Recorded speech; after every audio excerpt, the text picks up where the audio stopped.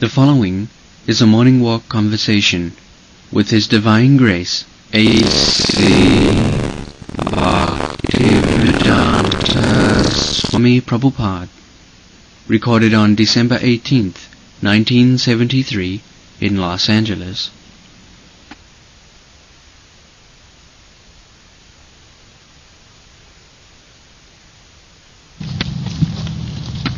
The main point is that in God we trust.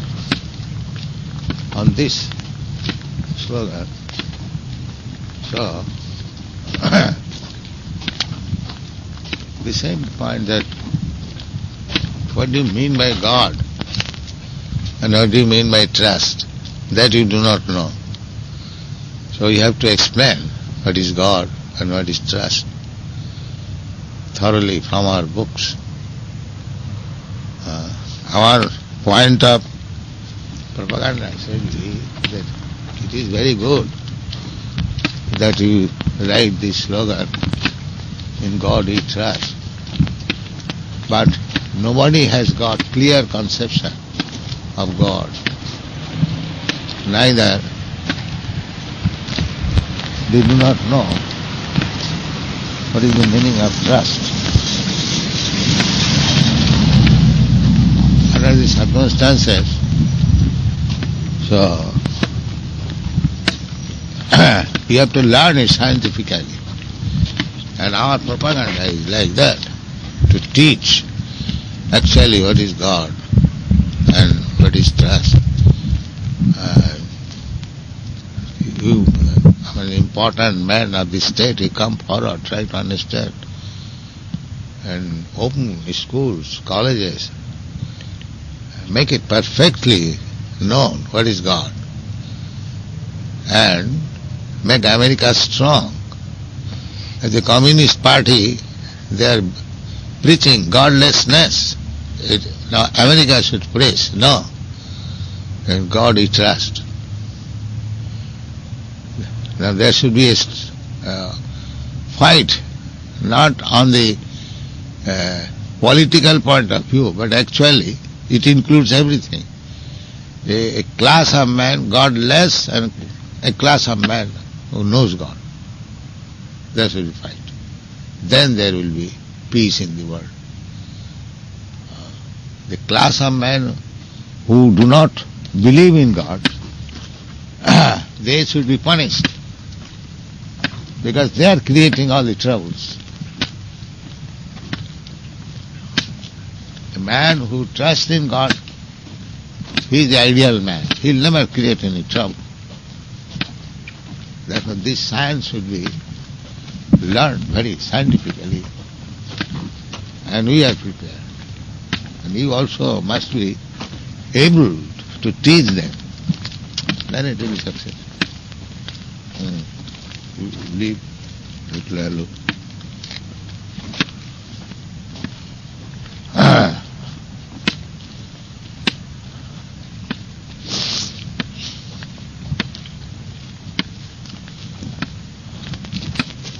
Paravo bhaktasya kuto mahadguna.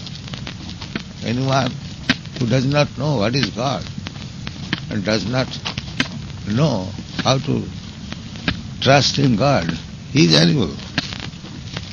So how we can expect a human civilization composed of some animals?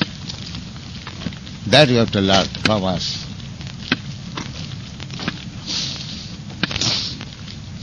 If you are serious, if you simply make it a slogan, but you remain same as a man who does not know what is God, then what is the meaning of this slogan? That will not help you.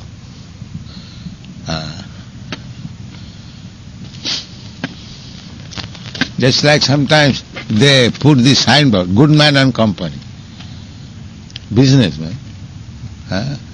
The signboard is good man, but he is cheating simply from business point of view. That kind of signboard will not help you.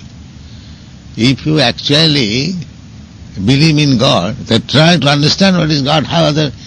Otherwise, how you can believe? If you do not know the person in whom you have to trust, how you can trust him? Is it clear or not? I say trust in him, but if I do not know that man, how I can trust? You must explain that this man is in this way trustworthy. Otherwise, what is the meaning of my trust? This science should be understood. What is God and what is trust? That you discuss thoroughly, threadbare. Otherwise, how will you be able to preach? Ask all questions. I will answer. But you must be thoroughly convinced that there is a need of God and everyone must trust in God. This is the standard of civilization. God is there. Without God, there cannot be anything existing. This is first point. And we must trust in God.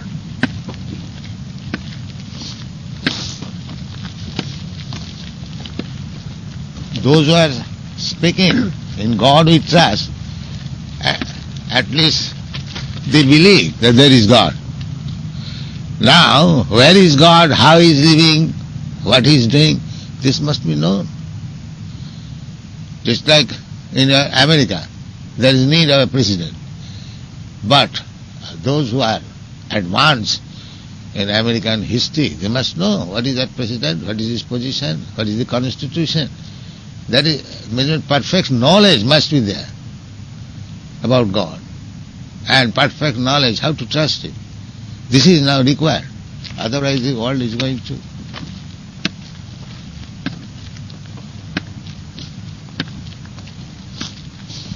Not that theologians speculation on God.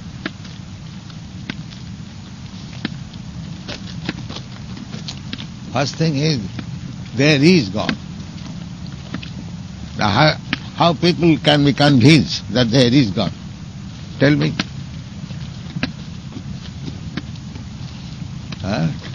Speak. How can people become... Yes, there is God. Well, all of these different varieties of plants, animals, planetary systems, the sun rising. There has to be some controller, some brain who's made this order. They can become convinced simply by chanting Hare Krishna.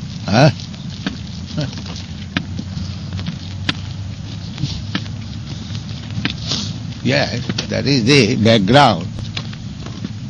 But you have to explain.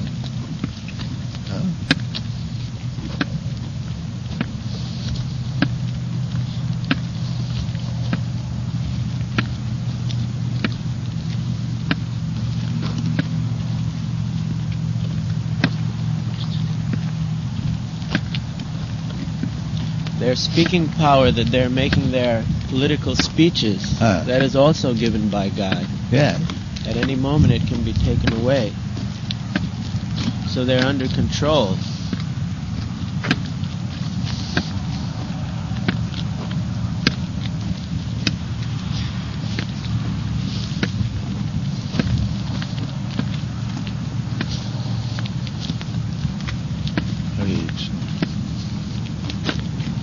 But they'll raise the point that we have our concept of God and you have your concept of God. No.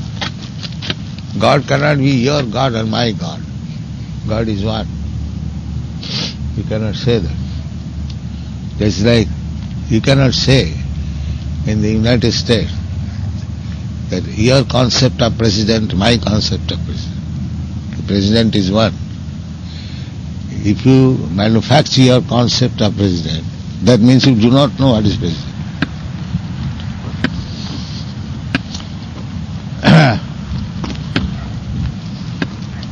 President of the United States, he has got a status, constitution, that this is the president.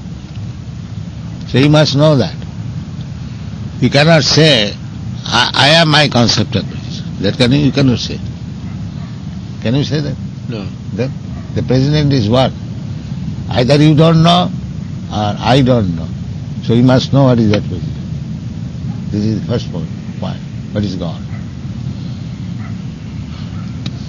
By argument, you can convince a skeptic of the possibility of the existence of God, but the reality of Godhead can only be really realized. I mean, it has to be experienced or realized, does it not? That is a point of realization. But the first preamble is that there must be God. The Supreme Being. In the dictionary it is stated, Supreme Being. So, as in every department, everywhere, there is a Supreme Controller. Same example. The President is the Supreme Controller of this state, United States. In another state, in India also, the President is the Supreme Controller. Similarly, taking the whole universe, or many such millions of universes taken together, there must be a Supreme Being.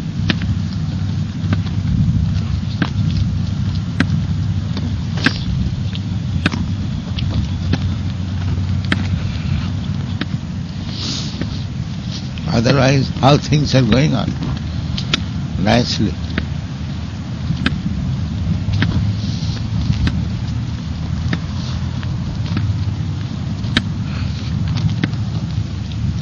This is the first point. Scientists say that everything had its origin with a big bang. All of a sudden, one day there was a big bang and everything came into being. What is that big bang? You do not know. It is your suggestion. Big bang means big brain, or what? Big bang? What is that big bang? Noise. Don't come here. Huh? Noise. Noise? Big bang? What is that big bang? Scientists say that in the beginning the universe wasn't created, and then all of a sudden there was a big explosion, and everything just kind of happened. Everything just came into being. But how all of a sudden there can be explosion?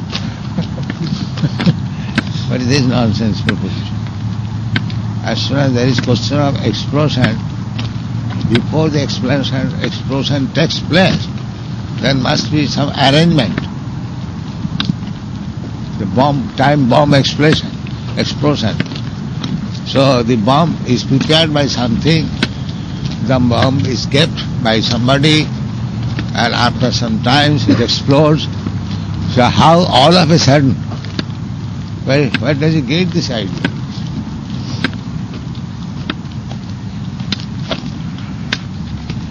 Just like if there is bomb explosion here, a child may think all of a sudden there is a bomb explosion. But a sane man will not think that. There will be inquiry. Who kept this bomb? Who brought this bomb? That is sanity. And all of a sudden, explosion. This is all rascal problem. Therefore, the people have become so rascal, guided by these rascals, all of a sudden, by chance, and they accept them as scientists. This is the drawback of the present civilization. They have because they are Sudras, like animals. They have got no brain to answer how all of a sudden there can be explosion. They have no brain even to ask. Rather they are giving Nobel Prize.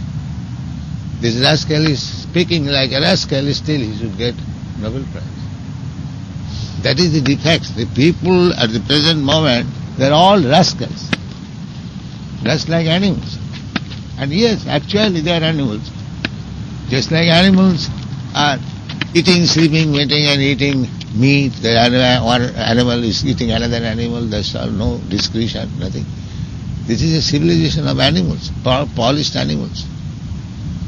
Their consciousness has become animalistic. Therefore this Krishna consciousness movement.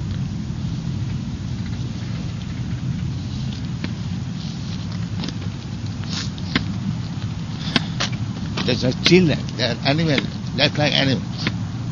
They have no fixed program. Whatever they like, they are doing. Whatever they like, they are speaking. Simply they are interested in eating.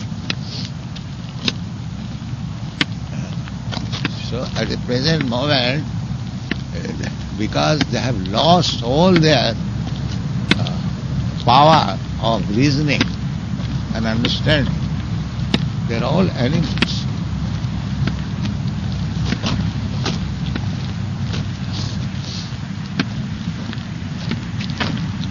All of a sudden there is an explosion. How an explosion can take place like that?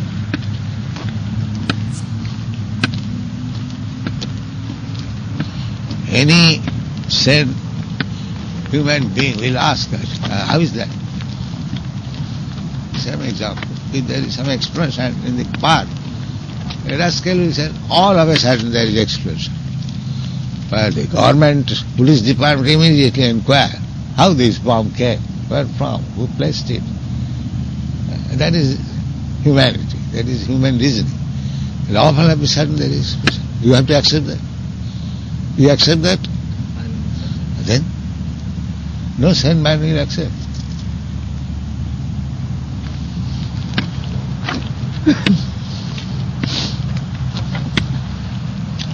The so-called scientists beginning, all beginning is like that. There are chemicals, these chemicals. Where from these chemicals came? Who placed these chemicals? They do not ask, because they are fools. The other fools bluff them and they accept it. But we are not going to accept. We shall inquire. Yeah. And that is human intelligence. But then they say, where did God come from? Huh? They say, No, where did God not come from. By experience you are speaking, the things are just like the explosion. Explosion was there because God was there. Therefore God is there. The explosion cannot take place by chance all of a sudden. There was somebody, some brain, and that brain is God. Because you say all of a sudden there was explosion, therefore that is the proof of existence of God. Is it clear or not? Yes.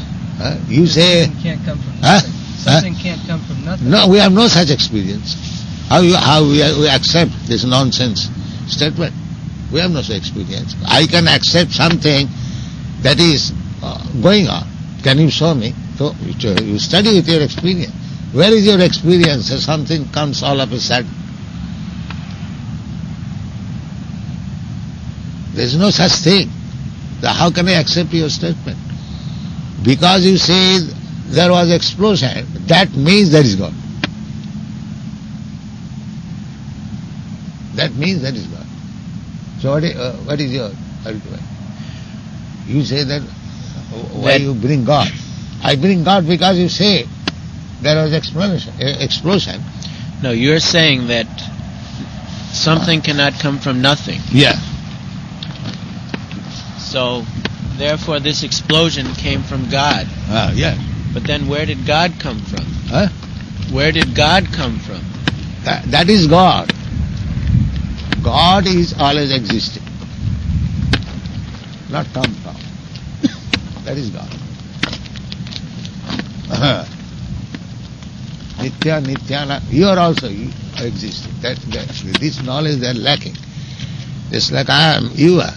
We are eternal. We are eternal. We are changing body. Because they do not believe, do not try to understand that I am not this body, therefore the whole mistake is there. Scientists would use the same argument. Huh? The scientists would say, well, since I have not experienced that I'm eternal, therefore how can I accept that I'm eternal? Yes, you are eternal, because you are a child. And now you are grown up. But you know that you are a child, therefore you are eternal. You are a child, but you have no that child's body. Now you have got a different body. So although you have got different body, you know that you had a body like a child. Therefore body has changed. You have not changed. And that is eternity. And nobody wants to die. Nobody wants to die. If the soul is not eternal, where has that desire? This is eternity. This is practical eternity. You have changed so many times your body, but you are the same person. Therefore you are eternal, in spite of changing body. This is simple argument. I used that argument once, Srila Prabhupada, and the scientist said to me, it is the chromosomes, these tiny chromosomes that do not change. That is their jugglery of word, this rascal. Chromosome, he'll manufacture some word. But what is your chromosome of child body? What is that child body? Where it has gone? If you know chromosome, where your child's body gone? That is the difficulty. These rascals, they do not know anything, still they are teachers and manufacture some jugglery of words, that's all. That is the difficulty. Chromosome. What is that chromosome? What does it mean, chromosome? It's a tiny structure of organic matter that can constantly reproduce. That's all. When reproduce, Yes. the last body is gone. They say that the chromosomes then are transferred from father to son. Still, the father's body is not the son's body. There's different body. It's come from father's body. That all right. But the father's body is different. The father's pains and pleasure, the son's pleasure and pleasure are not the same. It may be that the father has given the ingredient of the body, but that does not mean the father's body and the son's body the same. Like the mind is same, like the intelligence is same, it's all different. Otherwise, why a son becomes disobedient to the father? I don't agree with you. That means your intelligence, your mind is different from my mind. I cannot agree with you. No, that everything is different.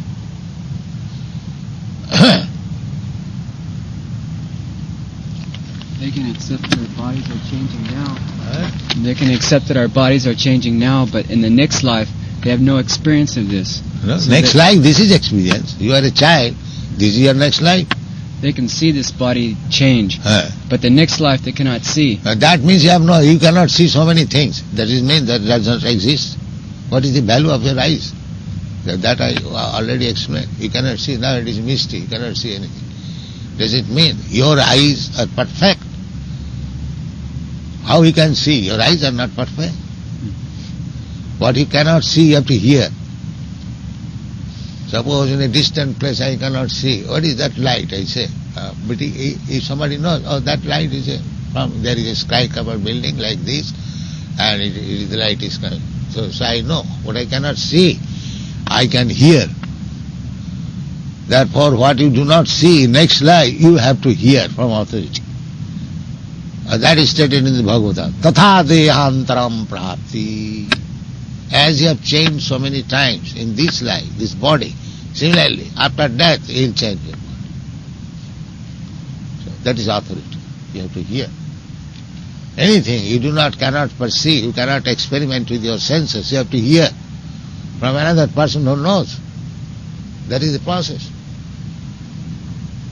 Why you think your eyes are so perfect that you can see everything? Why you are thinking like rascal? Your eyes are imperfect, and why you are thinking that eyes are perfect? That is rascal. I cannot see. You cannot see so many things. Is that a right proposition? I cannot see. What are you are? What is your position of eyes? If there is darkness, you cannot see. So that is mean that your seeing is the only evidence? What do you think? Suppose if you are a blind man, what can you see? My senses are imperfect.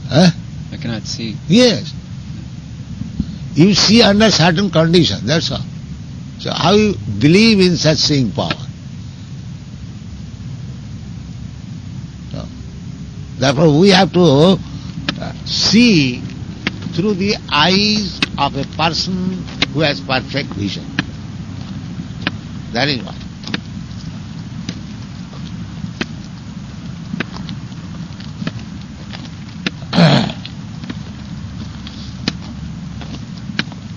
Why do you use microscope, telescope, binocular? Why do you use if your eyes are perfect? Why do you use? If you are so confident that your eyes are perfect, why do you use these instruments? And how it is guaranteed that your instrument is also right? Because it is manufactured by your imperfect senses. So this is the position.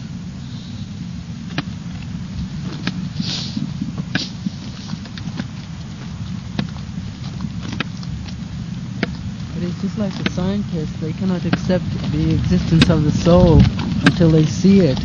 That is explained. Why do Yes. I repeating that? Yes. You have no seeing power, still your boast of seeing. That is your rascaldom. Huh? That is your rascaldom. Right.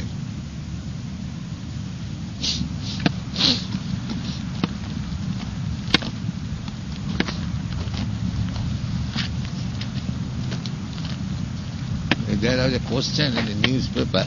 A child is asking his father, "Father, you are a girl or a boy in childhood?" He has no, because he has no distinction what is the boy, what is the girl.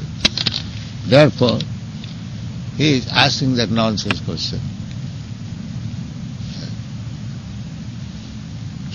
Now, my second son, when he was 4 years old, was passing, and there was a big marriage party. You know, a marriage party goes. Oh, yes. So he was asking, very intelligent boy, he was asking, what is this? ISX means this man is going to marry. Saying this after, "Father, you are married?" He asked me. So this nonsense question is that he does not know, without marriage, how I am come into existence. So these questions are like that, childish questions. It has no meaning.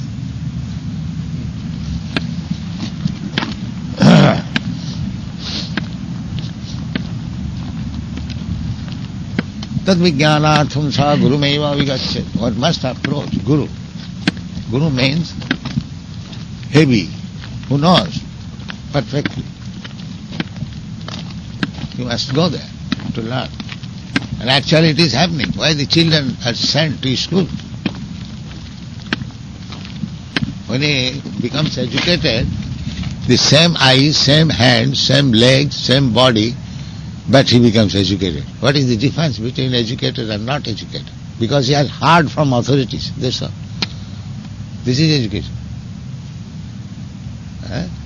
Without going to school, he is not considered to be educated. Why? Because he did not hear from the authorities. Therefore he is uneducated. Let him learn everything. He has got the eyes, he has got the senses. Why he is sent to school? Why? Tell me, why? He has got the eyes. Why he is sent to school for education? Because his eyes have no value without hearing from the authority. These are the general psychology. He has got eyes, let him be educated at home. Why he is sent to school? Let him see everything.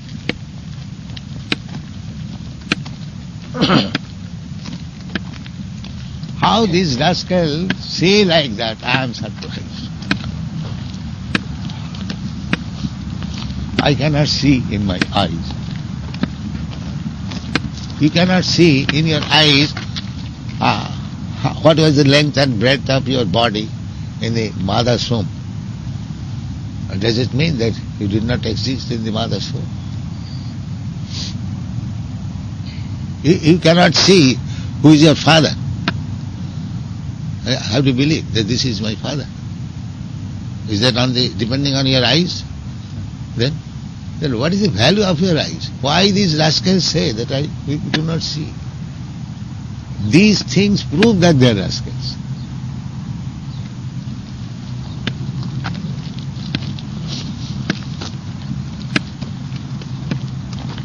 Most of the things in their theories they also have not seen. They have so many things. They simply speak like rascals.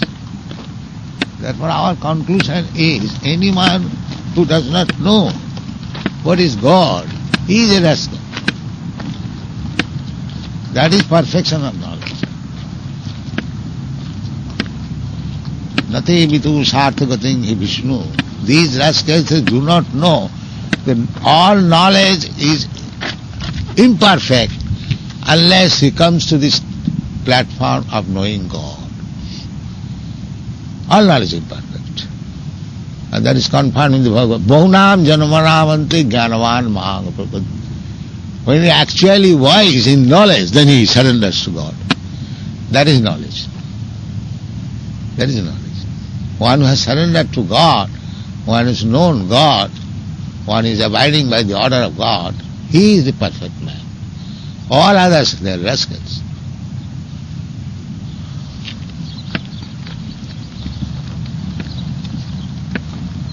After hearing such nice information about God, I think some sincere men might come forward and say, yes, any gentleman, any sincere man must accept this proposition. It is so logical.